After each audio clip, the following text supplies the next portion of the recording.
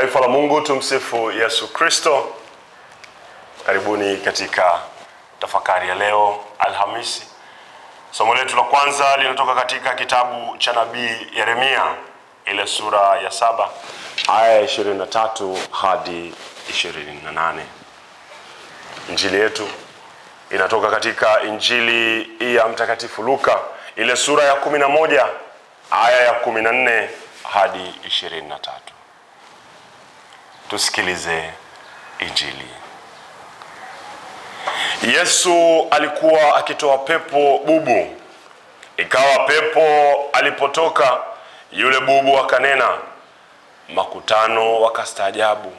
Wengine wao wakasema, atoa pepo kwa Beelzebul, mkuu wa pepo. Wengine walimjaribu wakitaka ishara itokayo mbinguni, naye akajua mawazo yao, akawaambia, kila ufalme uliofitinika wenyewe kwa wenyewe hufanyika ukiwa.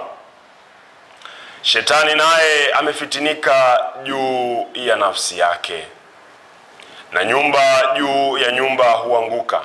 Basi ikiwa shetani naye amefitinika juu ya nafsi yake, ufalme wake utasimamaje?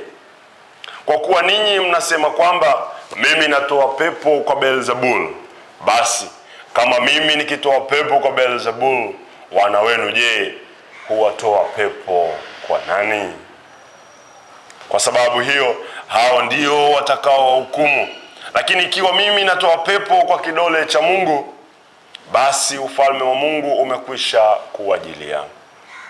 Mtu mwenye nguvu aliyejifunga silaha zake, alindapo nyumba yake, vitu vyake vi salama. Lakini mtu mwenye nguvu kuliko yeye atakapomwendea na kumshinda, amnyang'anya silaha zake zote alizokuwa akizitegemea, na kuyatawanya na kugawanya mateka yake. Mtu ambaye si pamoja nami yu kinyume changu, na mtu asiyekusanya pamoja nami hutapanya.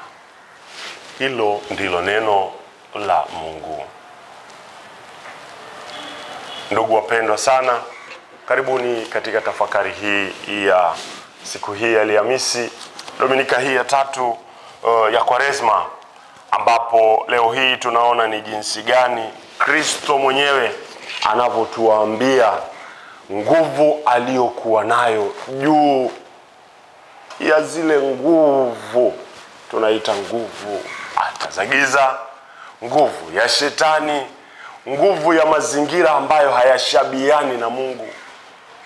Kristo anakuja kulikamilisha hilo, anatuambia yeye ndiye mwenye nguvu, na nguvu yake inashinda nguvu zote. Huyu ndiye Mungu ambaye mimi ninamwamini, na huyu ndiye Mungu ambaye wewe kwa imani yako unamwamini. Wewe kama Mkristo, wewe kama mbatizwa, wewe kama mfuasi wa Mwenyezi Mungu. Mwenyezi Mungu ana nguvu, na leo hii anawaelewesha vizuri kabisa. Yawezekana anamwambia kabisa kwamba wewe watoa pepo kwa kupitia nguvu ya Beelzebul. Lakini Mungu anawaeleza, Kristo anawaeleza vizuri. Yawezekanaje kuwe na ukinzani katika ufalme mmoja? Anatoa mfano huo.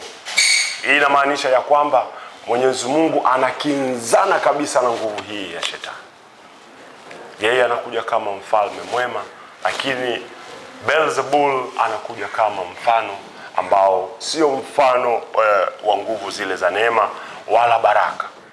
Na ndio maana pia tunaambiwa katika baadhi ya usemi kwamba kama utaki mkia wa kima ukuguse, basi usichangamane katika michezo yao. Mara nyingi unakuta sisi wanadamu tunazungumza kwamba yule afanya hivi, yule afanya vile, yule afanya hivi. Tunazungumza kwamba yule ana tabia fulani ya umbea, ana tabia fulani ya unafiki, ana tabia fulani ambazo si njema, ana tabia ya kutokuwa na huruma, ana tabia ya kutokusali. Lakini wewe huyo ndiye ambaye umechangamana nao. Wewe ndiyo yule ambaye unafanya yale. Kwa nini usifanye kama Kristo alivyofanya? Palipokuwa na unafiki aliukemea unafiki. mpaka wanafiki wakamchukia na kumwambia kwamba wewe wafanya hivyo kwa nguvu nyingine. Lakini alijua analisimamia nini. Pale watu ambapo hawatendi haki, kwa nini basi usiwe kama Kristo, ukemee hilo? Pale ambapo watu hawawi na huruma, kwa nini usiwe kama Kristo anapotuambia alipowaona makutano aliwaonea huruma? Kwa nini wewe unachangamana nao? Nakualika ndugu yangu, uwe kama Kristo. Uwe kama Kristo ambaye anaendelea kutangaza wema wake kwa mwanadamu, tena bila kuogopa chochote. Anawajibu Mafarisayo, anawajibu Masadukayo, na anawajibu waandishi na hata wakuu wa makuhani bila kuogopa kabisa, kwamba niko hapa kutangaza ushindi, kutangaza ukuu na kutangaza nguvu ya Mwenyezi Mungu. Hiyo ndilo jambo lenyewe ambalo tumelisikiliza katika somo pia la kwanza, ambapo Mwenyezi Mungu mwenyewe anaweka maagano na watu wake kwa kupitia nabii Yeremia. Ninyi mtakuwa watu wangu nami nitakuwa watu wenu. Kwa maneno hayo ananikumbusha kwamba kama mimi ni wa Mungu, basi ni lazima nifanane na Mungu. Lazima niendelee kuchota nguvu hizo hizo za kupambana na huyu Beelzebul. Na katika ulimwengu wetu wa sasa, Beelzebul ni wengi sana. Wapo wengi Beelzebul hata wa kuyakimbia majukumu. Na baadhi ya wazazi unakuta ni baba kayakimbia majukumu, wewe ni Beelzebul.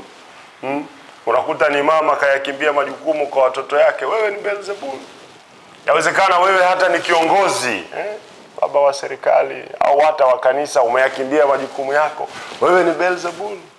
Na pale tunapokunyoshea kidole unasema sio kwa nguvu yake, huyu sio kwa nguvu yake.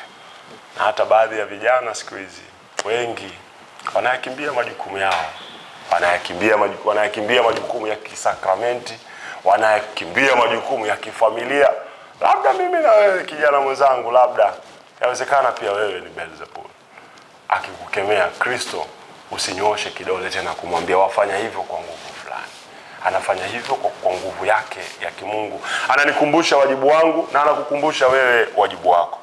Kwa hiyo ndugu zangu wapendwa, tuombe neema ya Mwenyezi Mungu ya kuendelea kuwa na nguvu ile ile kama alivyokuwa nayo Kristo, ya kukemea uovu, ya kukemea majanga, ya kukemea hata yale yote ambayo tunayaona katika jamii ambayo hayaleti tija na wala hayaleti neema na baraka kwa wale wote wanaotuzunguka. Tumsifu Yesu Kristo. Tafakari imetolewa na Father Valerian Kwai, padri wa shirika la Mtakatifu Yohani Bosco. Niwatakie siku njema.